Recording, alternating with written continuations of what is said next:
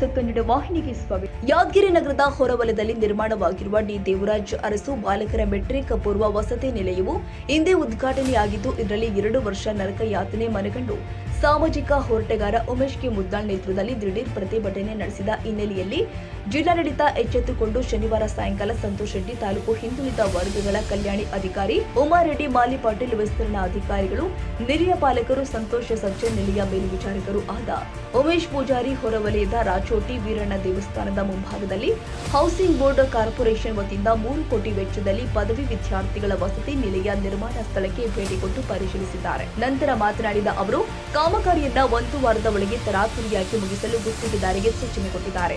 ನಂತರ ಮಾತನಾಡಿದ ಸಾಮಾಜಿಕ ಹೋರಾಟಗಾರ ಉಮೇಶ್ ಕೆ ಮುದ್ದಾಳ್, ಜಿಲ್ಲಾ ಕೇಂದ್ರವಾಗಿ 14 ವರ್ಷ ಗತಿಸಿದ್ರು ತಾಲೂಕು ಮತ್ತು ಜಿಲ್ಲಾ ಮಟ್ಟದ ವಸತಿ ನಿಲಯ ಕಾಮಗಾರಿಗಳು ಮುಗಿಸಿ ಈ ಬಡ ವಿದ್ಯಾರ್ಥಿಗಳಿಗೆ ವಿದ್ಯಾಭ್ಯಾಸ ಮಾಡಲು ಅನುವು ಮಾಡಿಕೊಡಬೇಕು ಎಂದು ಈ ಹೋರಾಟಕ್ಕೆ ಸಿಕ್ಕ ಜಯ ಎಂದು ಹರ್ಷ ವ್ಯಕ್ತಪಡಿಸಿದ್ದಾರೆ. ಯಾದಗಿರಿ ಜಿಲ್ಲಾ ಕೇಂದ್ರದಲ್ಲಿ ಪದವೀಧರ ವಿದ್ಯಾರ್ಥಿಗಳಿಗೆ ಪ್ರತ್ಯೇಕ ವಸತಿ ನಿಲಯ ಇಲ್ಲದ ಕಾರಣ ದಿಢೀರ್ ಪ್ರತಿಭಟನೆ ಮಾಡಲಾಯಿತು.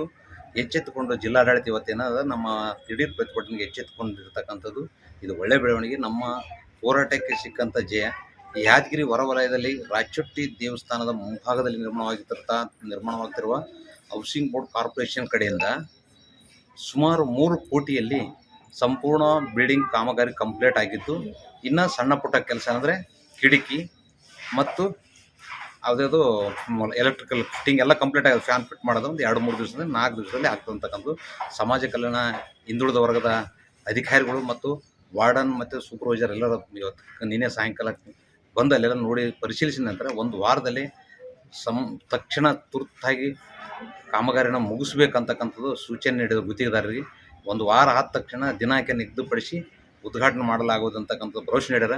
ನಮಗೆ ಒಳ್ಳೆ ಬೆಳವಣಿಗೆ. ಆದರೆ ಆ ವಸತಿ ನಿಲಯಕ್ಕೆ ತಕ್ಷಣ ಈ ಉದ್ಘಾಟನೆಗಿಂತ ಮುಂಚೆನೇ ಸರಿಯಾದ ರಸ್ತೆ ನಿರ್ಮಾಣ ಮಾಡಬೇಕು ಮತ್ತು ಅಲ್ಲಿಂದ ಹೋಗಿ ಬರಲು ವಿದ್ಯಾರ್ಥಿಗಳಿಗೆ ಬಸ್ಸಿನ ವ್ಯವಸ್ಥೆ ಆಗಬೇಕಂತಕ್ಕಂಥದ್ದು ನನ್ನ ಆಗ್ರಹ. ಇಲ್ಲದಿದ್ದರೆ ನಮ್ಮ ಹೋರಾಟ ನಿರಂತರ ಇರತಕ್ಕಂಥದ್ದು ನಾನು ಜಿಲ್ಲಾಡಳಿತಕ್ಕೆ ಎಚ್ಚರಿಕೆ ನೀಡ್ತಿದ್ದೇನೆ.